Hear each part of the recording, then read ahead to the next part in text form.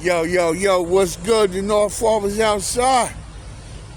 We're going to talk about Fat Joe. We're going to talk about Papoose. We're going to talk about Remy Ma. Make sure I ain't drop my money. Because none of them giving me none. Now, I respect everybody. Respect the Fat Joe, Pap, and Rem. I got to make my own money, right? Right. All right. People feel the way. Because Fat Joe like, yo, I'm ready to come sit on somebody's bench. Yo. And, I mean, all right.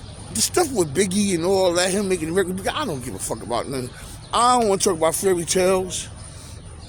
I'm not here to call no man a liar. If you tell the truth, I really don't care. Respect the Biggie, man. Respect the Fat Pun, man. You know what I'm saying? For real, for real. Come down to real niggas. You know what I'm saying? But people who Fat Joe say ain't gonna come sit on people's bench and all that, see what people gotta say and all that, I don't blame them. Let me tell you something. I admit, when I first seen Fat Joe, when he was coming out, I thought he was trying to copy Heavy D style with that little. I thought he was. I ain't respect that shit. Around 97, 98, I was in the club. I don't know if it was a tunnel, it was something. And I seen Fat Joe come in. See these niggas come in. I'm like, because I used to be up in the Bronx. I used to move around the Bronx quietly. And when I seen the niggas he was running with, I knew a couple of them niggas. I knew of a couple of them niggas. I'm like, yo, he running with them niggas? It made me look at him different. It really did, because it showed this nigga wasn't playing, man. And niggas was moving out his way. You know what I'm saying? I ain't gonna lie. When y'all play with Fat Joe, man, y'all play with fire. I'll admit that. Y'all playing with fire. The nigga will burn you. One way or the other. The Puerto Ricans don't play, man. You heard Tony Ye. Niggas play with them knives, man. If you lucky. You got some dudes with them, man.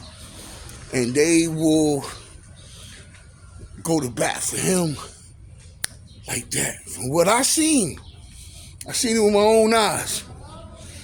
So I respect that with Fat Joe. But when it comes down to Remy Ma and Papoose,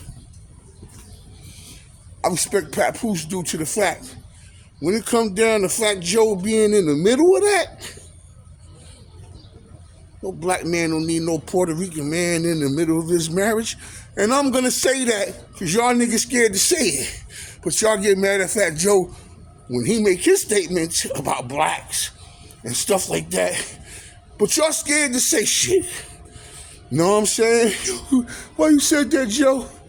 No, Papoose don't need no damn Puerto Rican in the middle of his shit. Every time Remy get mad at Pap, you notice she start being shown with Joe, right? You gotta let her stay over there for that. You know what I'm saying? And that's just the way that is. You know what I'm saying? I know a black dude was dating a Spanish girl. She was fine too, you know what I mean? And the dudes on her block was Spanish. They didn't want her with the nigga because they know he was blowing her back out probably. You know what I'm saying? And niggas was jealous. So one day, they didn't want this nigga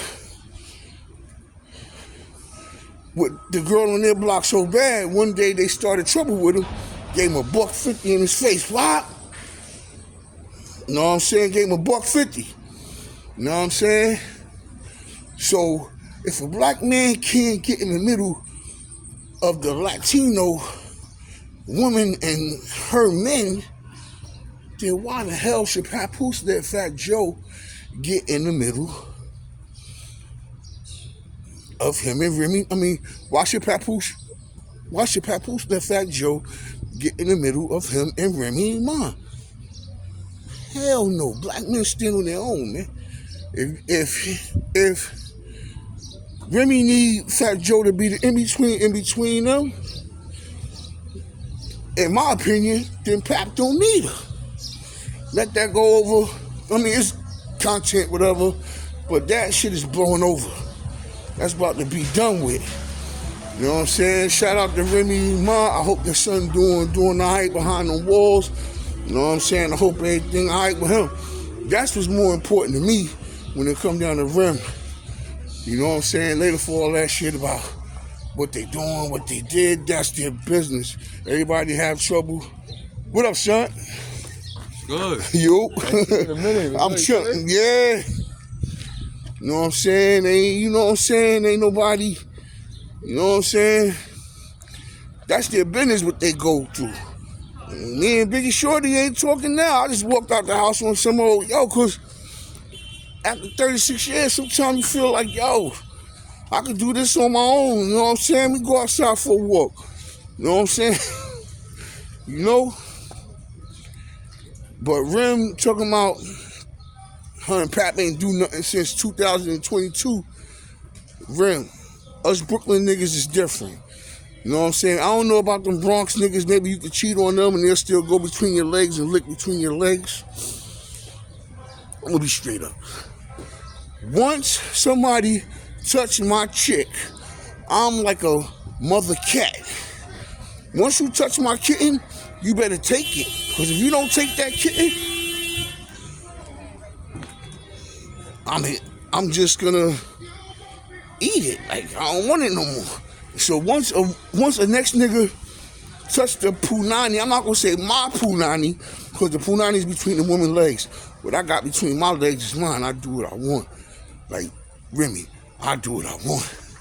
You know what I'm saying? But once another man touch my woman, he could have her. I don't care if we stay in the same house together, we sleep in the same bed together. I'm gonna eventually have my own room like I do now. Biggie Shorty got her own room. I got my own room. I come visit her. No sex goes on in my room. That's my man cave. None of that woman shit goes on in my room. If I want to do something with her, I go in her room. Smash her in her room. She's right next door. It's not a problem. But once you give that punani away, a nigga don't want that shit no more. And for you to be like, yo, come home, you gotta be out your mind. I'm not touching you no more. You crazy? You had that shit. For real. And Remy is an icon. You know what I'm saying? I'm gonna say this without being disrespectful. You don't want niggas looking at you like all she is just a fuck in a buck. That's it, she's a fuck in a buck. I ain't wifing that biatch. You crazy? If she do her own husband that way, imagine me. And the thing with the woman, the allegation against with Remy and the other chick, I'm sorry, I don't call that cheating woman. 2 women together is life. You know what I'm saying? Yeah, it happens. Hey, baby. You know what I'm saying? But this is the Nard Father. Hit that like button, hit that subscribe button. I'm outside. You know what I'm saying? It is what it is. You know what I'm saying? Bronx and Brooklyn people will always be different. They will always clash. They will never get along, but they'll go along and get along. They'll be cool. But when it get down to the nitty-gritty, they will have each other back. But when it get too personal, they're not going to get along. And that's just the way it is. And I'm out. Let me go get me some chronic. Peace.